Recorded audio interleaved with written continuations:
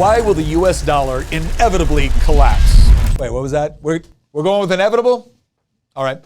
Well, the dollar is the world's reserve currency, and it's backed up by the most powerful country on earth. So how could it possibly fail? And even if it could, what makes it inevitable?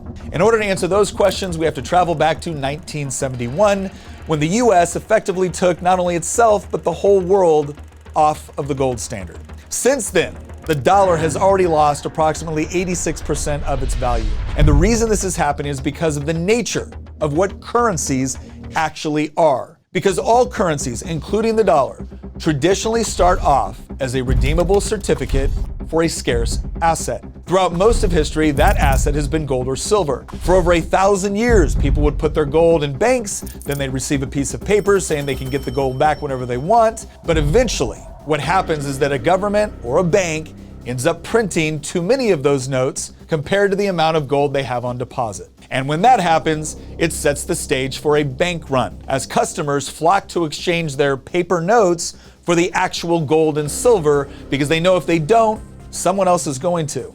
And that brings us back to 1971, because the dollar was officially backed up by gold. But because too many dollars had been printed, foreign governments and central banks flocked to turn in their dollars for the gold. And faced with the prospect of having America's gold reserves completely drained, President Nixon chose to take the US off the gold standard in August of 1971. And this left everyone who hadn't already cashed out with a bunch of worthless paper. And that is how the dollar turned into a straight fiat currency.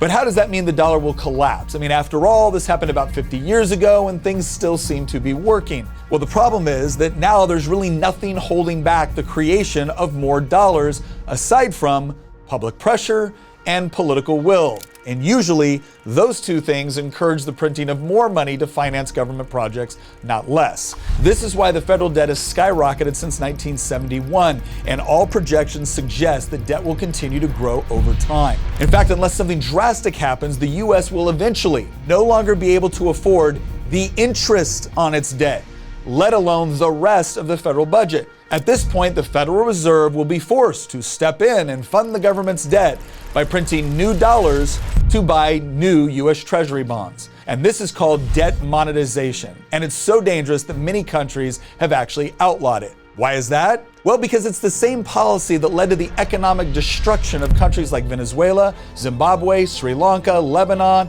and the Weimar Republic in Germany. In fact, no matter the nation or era of history, it's always been the same story.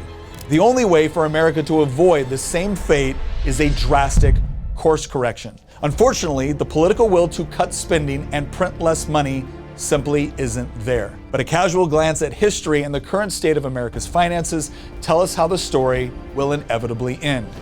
We just don't know how many more chapters are left.